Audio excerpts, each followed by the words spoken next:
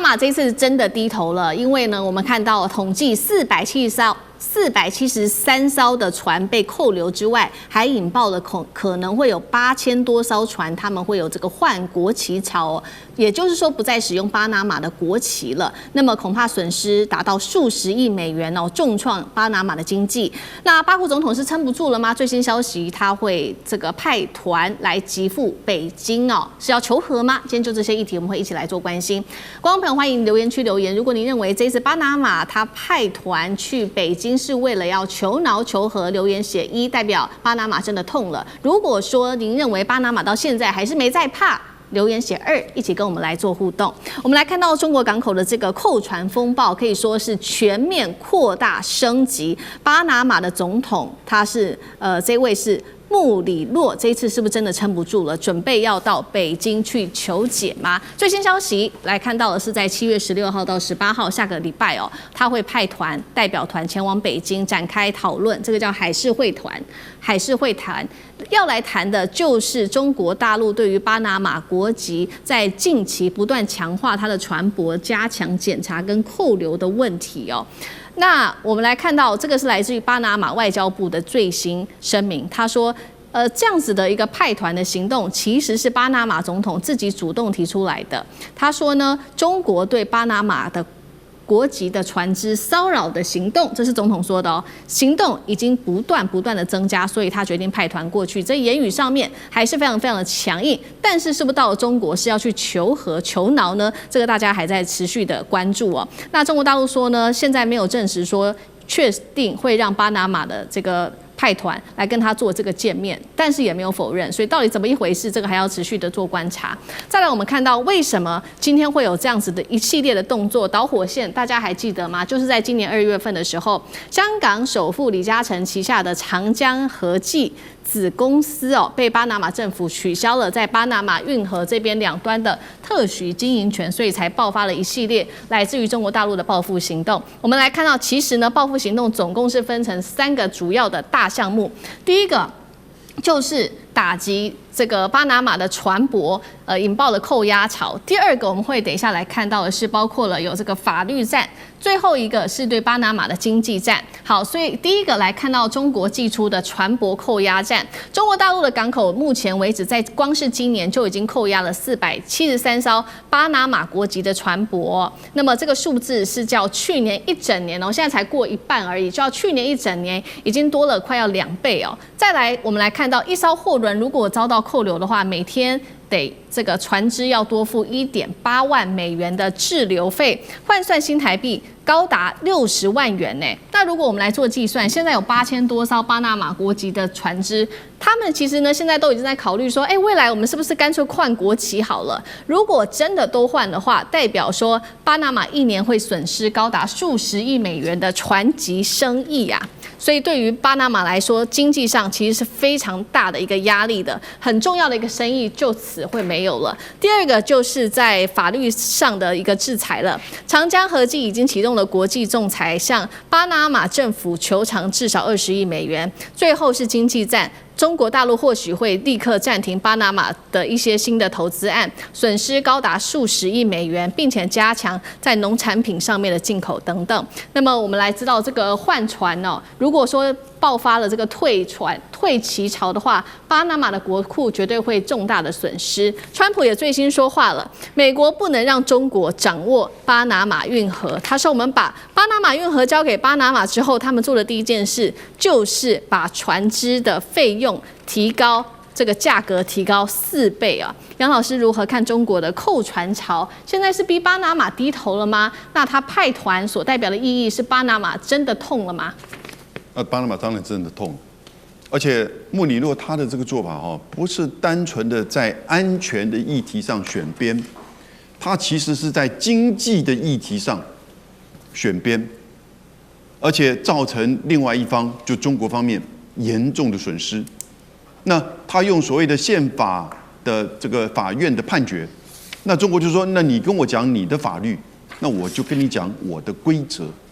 而且沒有違反國際法的作為，也就是以港口國的角度來去做監督，所以我扣押你的船只，每個船只都有很多的問題啊，可能就算沒有問題，我可以檢查呀。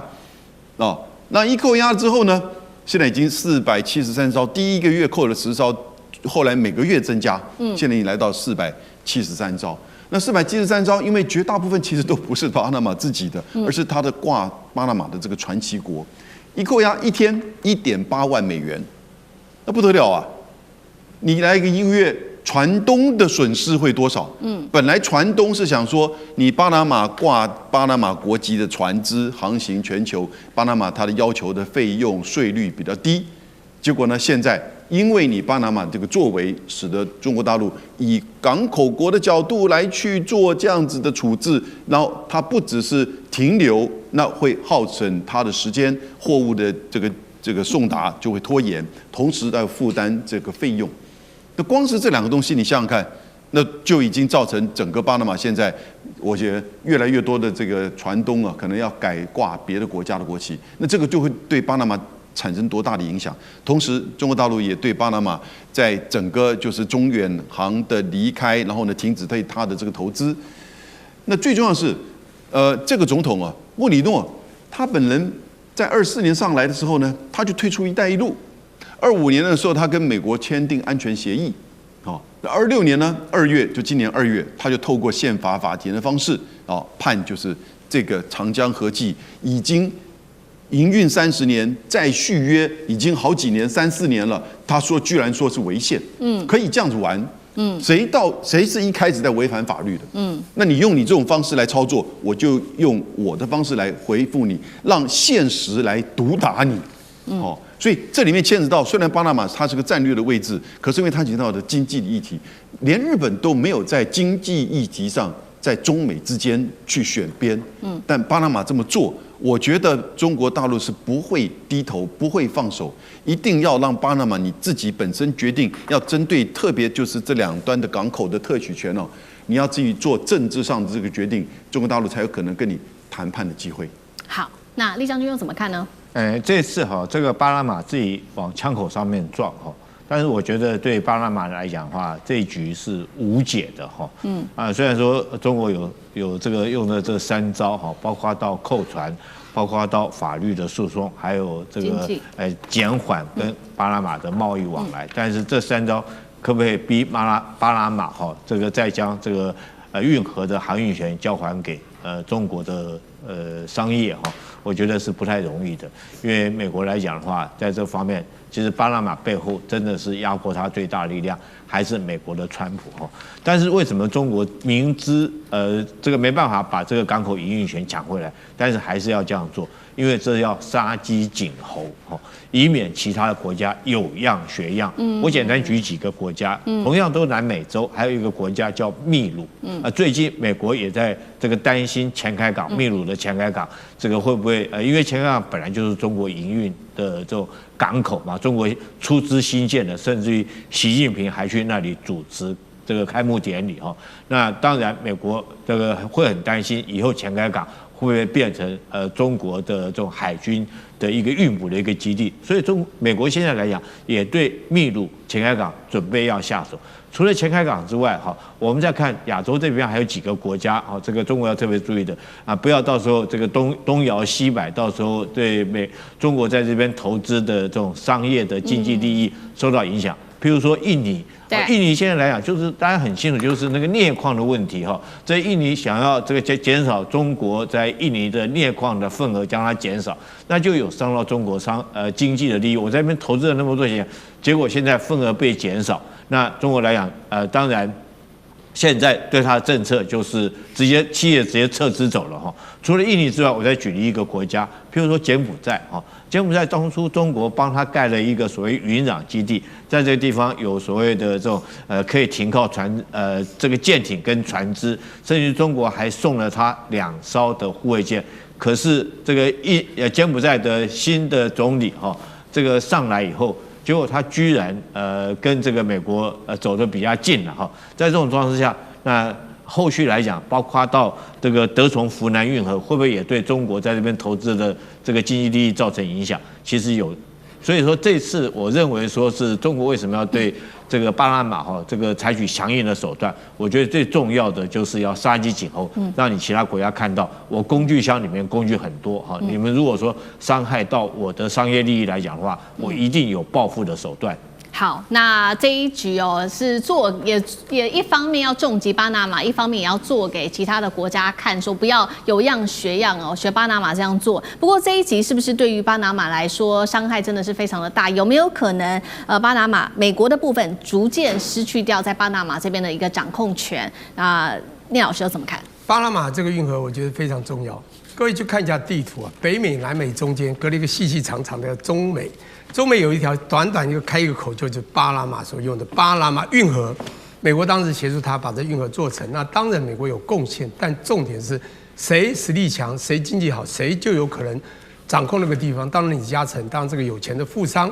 那在這個地方，也就是它的前後，它有5個港口前後端，2個港口最主要港口都被李嘉誠的長江合記呢把它控制下來了。但是美國施壓，因為巴拿馬沒辦法，它背後就是有美國一個非常強烈的地緣政治的施壓，造成他講不好聽，他也很難做，他必須做這樣的一個動作，就是撤銷了所謂的他兩邊港口的這個特許經營權。哇，這時候出問題了。但是各位想想看，什麼時候撤銷的？2026年2月，今年幾年？2026，現在7月，短短5個月，400多艘船被扣了，這叫做扣押潮。